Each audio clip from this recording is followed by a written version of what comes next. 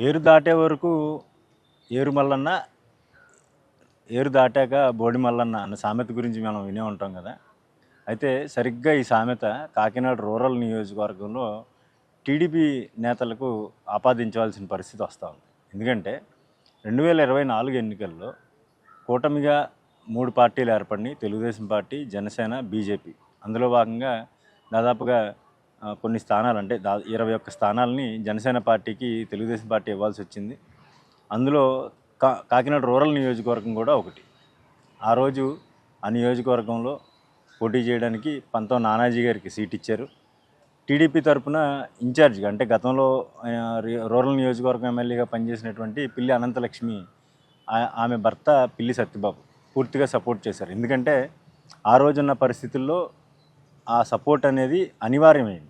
పూర్తిగా అన్ని పార్టీలు సంయుక్తంగా పోటీ చేయడమే కాదు, పోటీ చేసిన తర్వాత ఏదైతే పవన్ కళ్యాణ్ గారు ప్రభుత్వ వ్యతిరేక ఓటు, ఆనాడు ప్రభుత్వం ఉన్నటువంటి వైఎస్ఆర్సీపీకి ఉన్నటువంటి వ్యతిరేక ఓటు చీలనివ్వనంటూ కూడా చేసిన ప్రకటన, చంద్రబాబు నాయుడు అరెస్టు సమయంలో పవన్ కళ్యాణ్ ఇచ్చినటువంటి సపోర్ట్ నేపథ్యంలో పూర్తి స్థాయిలో అన్ని పార్టీలు కూడా సహాయ సహకారాలు అందించుకున్నాయి. అయితే ఇటీవల జరిగినటువంటి ఒక సంఘటన, అంటే పార్టీలో జరిగినటువంటి అంతర్గత వ్యవహారం మీద అటు తెలుగుదేశం పార్టీలో అంతర్గతంగా విభేదాలు పడచూపాయి. మరోవైపు జనసేన పార్టీ ఇన్ఛార్జ్, అంటే జనసేన పార్టీ సిట్టింగ్ ఎమ్మెల్యేగా ఉన్నటువంటి పంతం నానాజీ కూడా తెలుగుదేశం పార్టీ మీద పూర్తిగా తన అక్కసు, లేదంటే తన వ్యతిరేకత వెళ్ళగక్కారు. ఎందుకంటే తెలుగుదేశం పార్టీలో అక్కడ కోఆర్డినేటర్, కోఆర్డినేటర్ ఇద్దరున్నారు. ఒకరు పిల్లి సత్యబాబు కాగా కోఆర్డినేటర్, కోఆర్డినేటర్గా కటకంశెట్టి ప్రభాకర్ని అక్కడ తెలుగుదేశం పార్టీ నియమించింది. అయితే మరోవైపు ఈ ఇద్దరు వర్గాలుగా, 2 వర్గాలుగా విడిపోయినటువంటి ఈ నాయకులు తెలుగుదేశం పార్టీకి సంబంధించిన కార్యక్రమాలన్నీ కూడా ఎవరికి వారే విడివిడిగా చేసుకుంటున్నారు. మరోవైపు నియోజకవర్గంలో తెలుగుదేశం పార్టీకి సంబంధించి ఏ ఒక్క పని జరగాలన్నా కానీ ఆ నియోజకవర్గంలో ఉన్నటువంటి మండలంలో కావచ్చు, లేదంటే గ్రామీణ ప్రాంతంలో కావచ్చు, ఆ గ్రామీణ ప్రాంతానికి సంబంధించినటువంటి జనసేన పార్టీ ఇన్ఛార్జిని తీసుకురండి, మీ వెంట పెట్టుకుని రండి, అప్పుడు కానీ నేను ఏ పని చేయనని చెప్పి ఎమ్మెల్యే చాలా ఖరాఖండిగా చెప్తున్నారనేది పిల్లి సత్యబాబు వర్గం ఆవేదన. ఎక్కడైనా సరే, ఏ పోలీస్ స్టేషన్లో ఏ చిన్న వ్యవహారం, కేసు వ్యవహారం వచ్చినా కానీ, లేదంటే ఎక్కడైనా సరే ఏ హాస్పిటల్లో పని ఉన్నా కానీ చేయించాలంటే ఎమ్మెల్యే జనసేన నాయకులను వెంట పెట్టుకుని వస్తేనే నేను మీకు పని చేస్తాను అని చెప్పి టీడీపీ నాయకులకి చాలా స్పష్టంగా చెప్తున్నారనేది పిల్లి సత్యబాబు గారి ఆవేదన మొన్న మనం చూసాం. అయితే తాజాగా ఈ వ్యవహారం మీద జనసేన ఎమ్మెల్యేగా ఉన్నటువంటి పంతం నానాజీ గారు ఎక్కడో ఒక ప్రైవేట్ కార్యక్రమంలో మాట్లాడడం జరిగింది.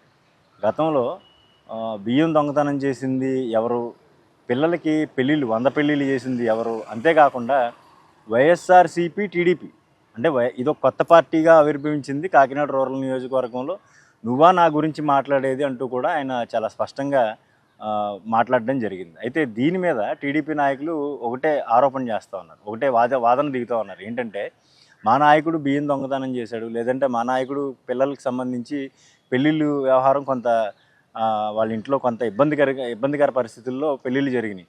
అయితే ఈ వ్యవహారం ముందే తెలిసిన నువ్వు సపోర్ట్ ఎందుకు తీసుకున్నావు? ఆ రోజు సపోర్ట్ ఎందుకు తీసుకుని ఎన్నికల్లో మీరు మాకు సపోర్ట్ చేయండి అని చెప్పేసి తెలుగుదేశం పార్టీ ఇన్ఛార్జ్గా ఉన్నటువంటి పిల్లి సత్యబాబు సపోర్ట్ ఎందుకు తీసుకున్నావు అనే ప్రశ్న ఇప్పుడు లేవనెత్తుతున్నారు. ఎందుకంటే నిజంగా నువ్వు సచ్చీలుడు అయితే ఆ రోజు ఆరోపణలు ఎదుర్కొంటున్నటువంటి వ్యక్తి, లేదంటే కేసుల్లో ఇరుక్కున్నటువంటి వ్యక్తి సపోర్ట్ ఎందుకు తీసుకోవాల్సి వచ్చింది అనేది తెలుగుదేశం పార్టీ నాయకుల వాదన.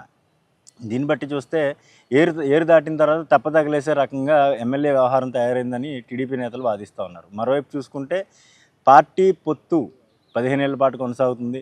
మరోవైపు చూసుకుంటే ఇటీవల, అంటే నిన్న మొన్న కాదు, ఈ గత 10-15 రోజులుగా చూసుకుంటున్నటువంటి వ్యవహారాల్లో ప్రధానంగా క్యాబినెట్ మీటింగ్స్లో ఏదైనా పవన్ కళ్యాణ్ గారు ప్రస్తావిస్తే దాన్ని చంద్రబాబు నాయుడు గారు తక్షణమే ఆమోదిస్తున్నారు. లేదా చంద్రబాబు నాయుడు గారు సీఎంగా ఏదైనా నిర్ణయం తీసుకుంటే దాన్ని వెంటనే పవన్ కళ్యాణ్ గారు కూడా ఇది బాగుంది, సరైన నిర్ణయం అంటూ కూడా చెప్తా ఉన్నారు. మరి ఇంత కోఆర్డినేషన్ పై స్థాయిలో ఉన్నప్పుడు కింద స్థాయిలో కూడా కోఆర్డినేషన్ ఉండాలి.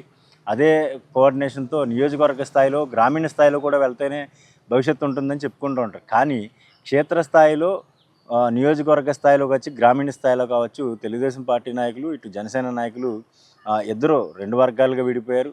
పరస్పరం మాటల యుద్ధం జరుగుతూ ఉంది. పరస్పరం ఒకరి మీద ఒకరు ఆరోపణలు ప్రత్యారోపణలు చేసుకుంటున్నారు.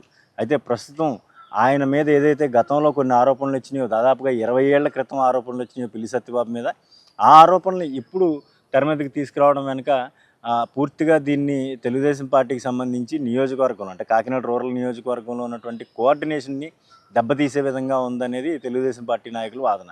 అయితే ఇక్కడ మరొక అంశం ఏంటంటే, పెద్దగా ప్రాచుర్యం లేని ఒక వ్యక్తికి ఇక్కడ నియోజకవర్గంలో కొన్ని పగ్గాలు ఇవ్వడం చేత పూర్తి స్థాయిలో తెలుగుదేశం పార్టీ నిర్వీర్యం అయిపోయే పరిస్థితి నియోజకవర్గంలో నెలకొని ఉందనేది తెలుగుదేశం పార్టీ కార్యకర్తల వాదన. మరి దీని మీద అటు తెలుగుదేశం పార్టీ అధినేత చంద్రబాబు నాయుడు గారు కావచ్చు, లేదంటే నియోజకవర్గ ఎమ్మెల్యే ఉన్నటువంటి పంతం నానాజీ గారు చేసినటువంటి వ్యాఖ్యల మీద కావచ్చు, పవన్ కళ్యాణ్ గారు ఏ విధంగా స్పందిస్తారనేది ఇప్పుడు చర్చనీయాంశంగా మారింది.